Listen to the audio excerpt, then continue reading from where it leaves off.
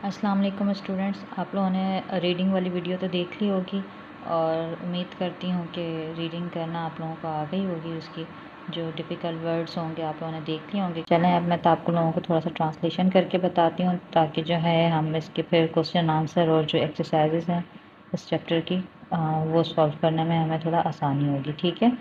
تو ملٹوز کے بارے میں ہے یہ چیپٹر جو ہے آپ کا۔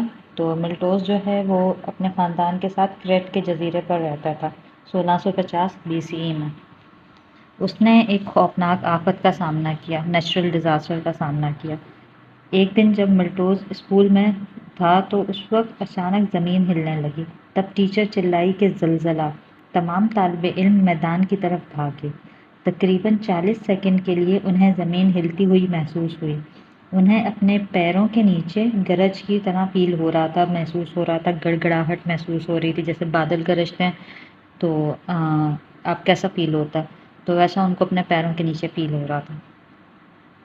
خوش قسمتی سے وہاں کسی بھی قسم کا کوئی نقصان نہیں ہوا اور اسکول کی عمارت بھی بالکل ٹھیک تھی، لیکن اس کے بعد سے اگلے ایک ہفتے تک ملٹوز اور اس کی جو فیملی تھی، خاندان والے تھے، ہر رات گھر سے باہر سوتے تھے خوف کی وجہ سے کہ زلزلہ نہ آ جائے، ٹھیک ہے نا۔ ایک ہفتے بعد بادلوں نے سورج کو چھپا لیا، کلاؤڈی ویدر ہو رہا ہوگا، بادل آ رہے ہوں گے، مٹی گرنے لگی، کسی کو کچھ سمجھ نہ آیا، میدان اور درخت سفید ہو گئے، جو راکھ ہوتی ہے راکھ نے گھروں کی جو چھتیں تھیں ان کو ڈھانپ لیا۔ ایسا تقریباً 15 دن تک ہوتا رہا، ٹھیک ہے۔ تو پھر اب گھر والے رات میں گھر کے اندر سونے لگے تھے کیونکہ گھر کی چھت انہیں راکھ سے تو بچاتی تھی۔ پھر اگلی صبح زمین دوبارہ ہلنے لگی، ٹھیک ہے۔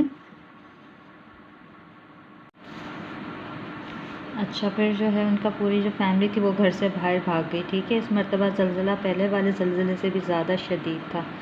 کچھ چھوٹی عمارتیں جو تھیں وہاں پر وہ بھی گر گئیں، تاہم بدترین تباہی ابھی ہونے والی تھی۔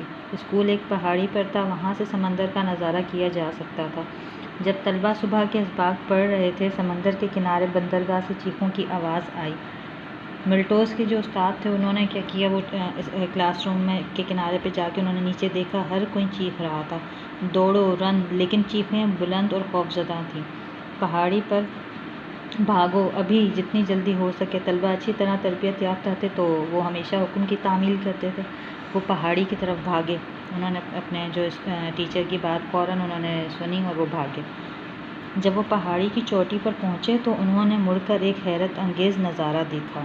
سمندر تقریباً 400 میٹر تک اچھلا اور سمندر کی زمین آسمان کے سامنے تھی۔ تھوڑا فاصلے پر وہ ایک پانی کی دیوار جزیرے پر پہنچتے ہوئے دیکھ سکتے تھے۔ بہت بڑی لہر کنارے سے آ کر ٹکرائی، حتیٰ کہ پہاڑی کی چوٹی پر کھڑے وہ بھیگ گئے۔ جیسے سمندر کا پانی درختوں سے ہوتا ہوا عمارتوں کے ارد گرد آ گیا، پھر پانی دوبارہ سے آہستہ نیچے پہاڑ کی طرف بہنے لگا۔ کچھ وقت تک سب خاموش تھے، پھر ایک استاد نے کہا، اگر پانی پہاڑی کے اوپر تک آیا ہے تو اس نے سمندر کے کنارے کی بندرگاہ کا کیا حال کیا ہوگا۔ اچھا، تو پھر باقی سال اور اگلے کئی سالوں تک یہاں کوئی کلاسز نہیں ہوں گی اور ہر کوئی اس سونامی کی وجہ سے ہوئے تباہ کن نقصان کو ٹھیک کرنے میں مصروف رہے گا۔ ماہی گیری کی کشتیاں پہاڑی کے آدھے راستہ پر تھیں۔ فرنیچر کے ٹکڑے درختوں کی چوٹیوں میں پڑے ہوئے تھے۔ جو ایڈلٹس تھے وہاں پہ، جو بڑے تھے، بالغ تھے، ان کا سب سے برا کام تھا، کیوں انہوں نے جو ہے مردہ جانوروں کو، لوگوں کو اور بچوں کو دفن کیا جو بھی وہاں پہ جو ہے فوت ہو چکے تھے، ٹھیک ہے۔ بندرگاہ کے آدھے سے زیادہ لوگ سونامی کی وجہ سے ہلاک ہو چکے تھے۔ ملٹوز اپنے کھوئے ہوئے دوستوں کے لیے غمزدہ تھا، لیکن وہ بھی پریشان تھا۔ وہ جانتا تھا کہ زلزلے سونامی کا سبب بن سکتے ہیں، لیکن دوسرے زلزلے سے پہلے راکھ نے جزیرے کو کیوں ڈھانپ لیا تھا؟ یعنی کہ وہ یہ سوچتا تھا، جب راکھ گر رہی تھی تو وہ یہ سوچتا تھا کہ اس راکھ نے جزیرے کو کیوں ڈھانپ لیا، ایک ہفتہ پہلے جو ہو رہا تھا۔ پھر جو ہے 1 مہینے بعد اسے جو ہے ملٹوز کو اس کا جواب مل گیا۔ ایک جہاز بندرگاہ پر پہنچا اور کھانا اور خیمے لے کر آیا۔ کپتان نے عجیب کہانی سنائی۔ وہ کریٹ کے شمال میں تھیرا کے جزیرے کے قریب بحری سفر کر رہا تھا۔ جہاں ایک لمبا آتش فضاں تھا لیکن وہ اب ختم ہو چکا تھا، کپتان نے کہا۔ جزیرہ اور آتش فشاں سمندر کے نیچے غائب ہو گئے ہیں، پرانے جزیرے کا صرف تھوڑا سا حصہ باقی ہے۔ جو کیپٹن تھا جہاز کا، جو سامان لے کر آیا تھا، اس نے جو ہے کہانی سنائی ہے، ٹھیک ہے۔ اب جو ہے اس چیپٹر کے کوشچن آنسر کریں گے۔ 5 کوشچنس ہیں اور دوسری بھی ایکسرسائزز ہیں، دوسرے پارٹس بھی، وہ بھی سالو کریں گے۔